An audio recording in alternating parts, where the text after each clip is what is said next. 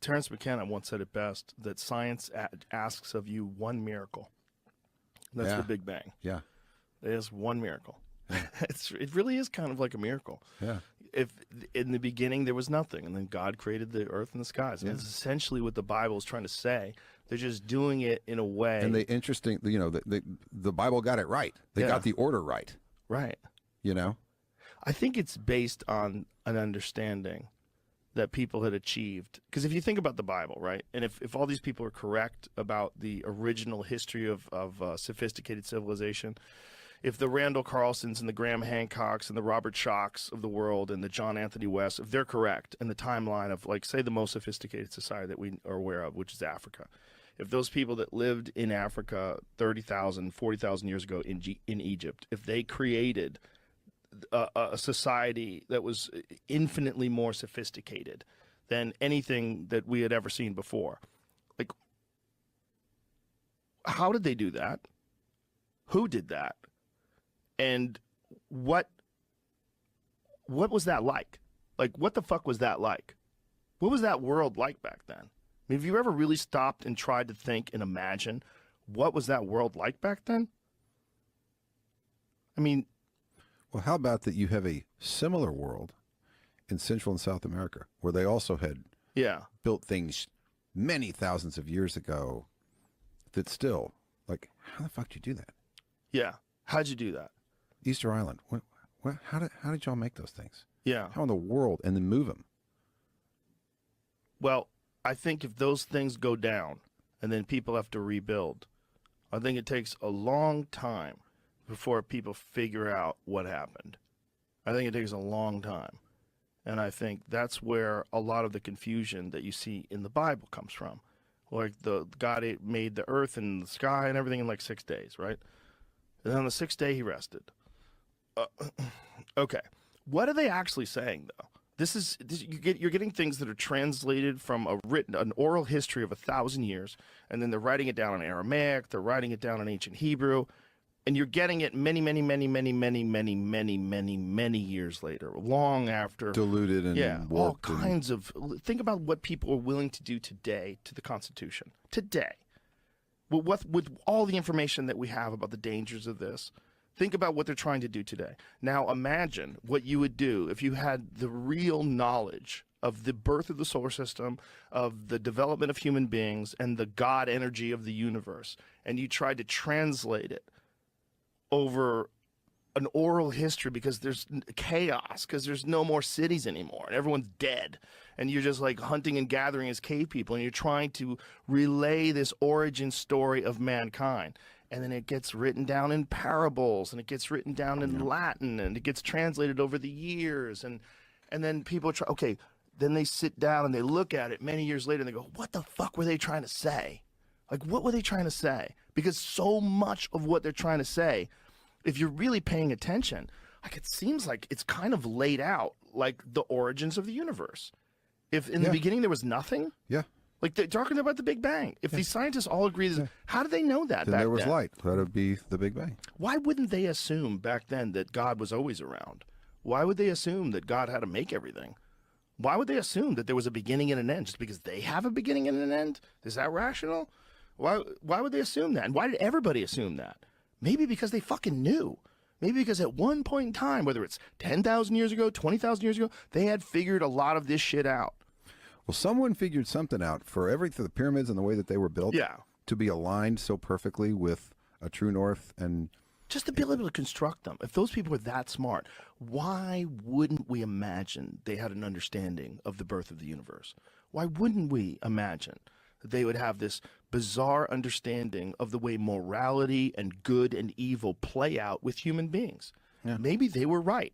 Maybe they were right, but it all just got fucked up over the thousands of years after asteroid impacts and the thousands of years of the destruction of the advanced civilizations and the world going back into chaos and then slowly rebuilding.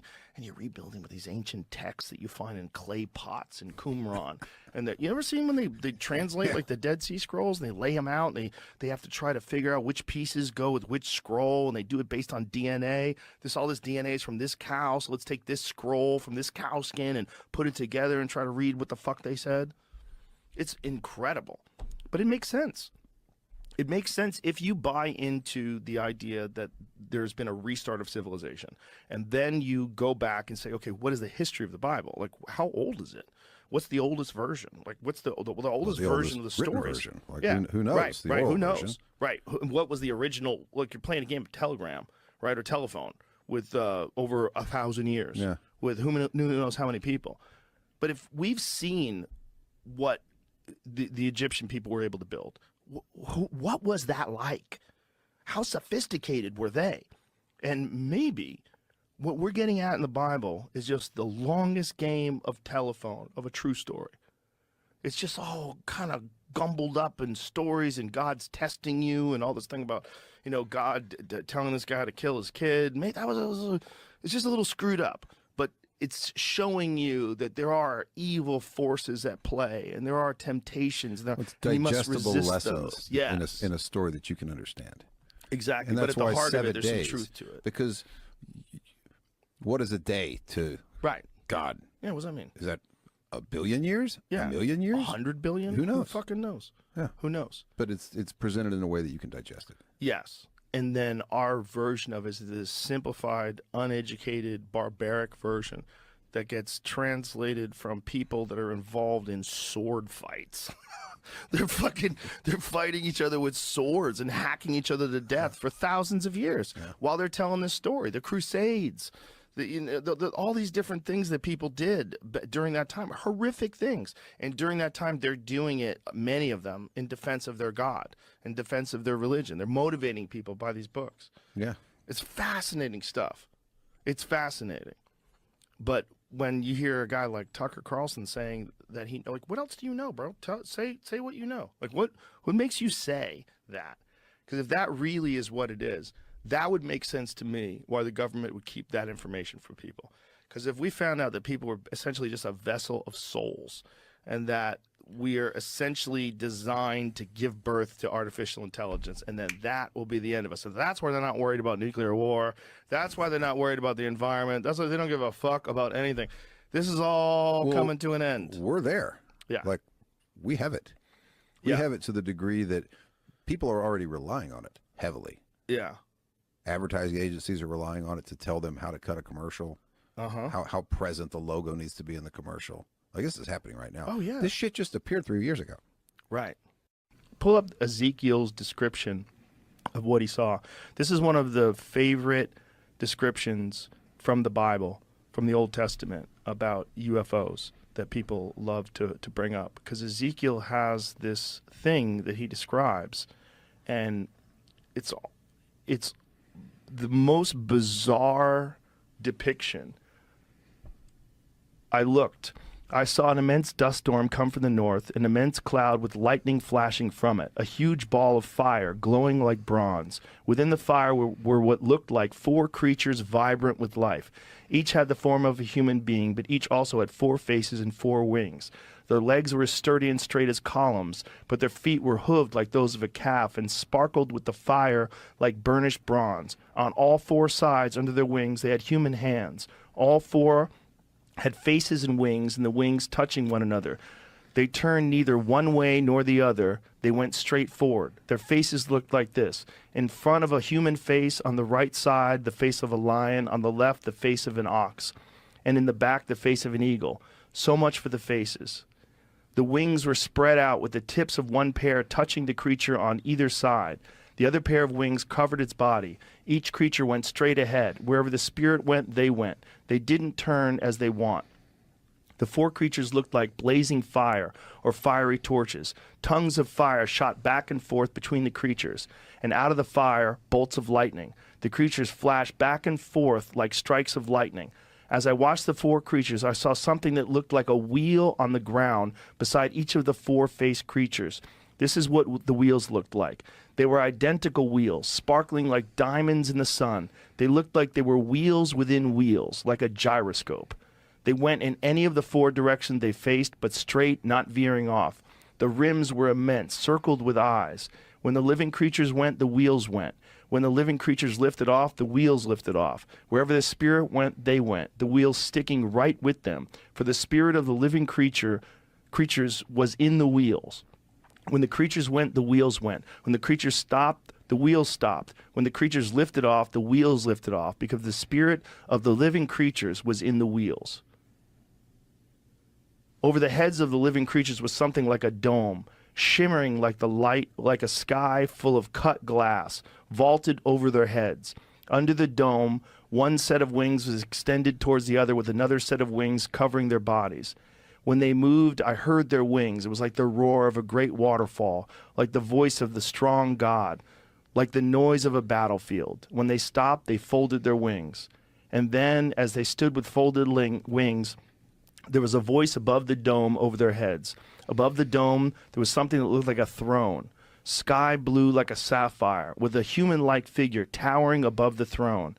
From what I could see, from the waist up, he looked like burnished bronze, and from the waist down, like a blazing fire, brightness everywhere. The way a rainbow springs out of a sky on a rainy day, that's what it was like. It turned out to be the glory of God. Like, what the fuck, man? I mean, to anybody that's done DMT or ayahuasca or really tripped on psychedelics, though, you read that and it feels sort of familiar. Yeah. Yeah. Right? Yeah. The glory of God. Yeah, the glory of and God. these visions of these beings. And the fact that these things are like constantly changing their appearance. Yeah. Like, that's the thing about the DMT experience, is like, it's not a stationary, static experience. It's like constantly changing and moving in front of you. And to see something like that in the sky. And the fact that it's so noteworthy that they wrote it down in the fucking Bible. Maybe he found some of those mushrooms, you know, yeah, in the cow shit. Well, you know, there's a university in Israel, I think it's the University of Jerusalem, that theorized that the Moses experience of the burning bush was a DMT experience. And that what this is like, when you say Moses saw the burning bush, well, what kind of bush would burn that would give you a psychedelic experience? Well, the acacia tree. The acacia tree, which is very common to that area, is rich with DMT. And how do you psychoactively acquire DMT? You smoke it. Mm-hmm. So you're smoking this tree, this burning bush, and you're seeing God. And God has brought you 10 commandments of how to live life, which sounds like a lot of what you experience in the DMT experience. When you have that and you have these contact with the entities, they kind of give you guidelines of how to live. If you enjoyed today's episode on JRE Plus, don't forget to give it a thumbs up and share your thoughts in the comments below. Thank you.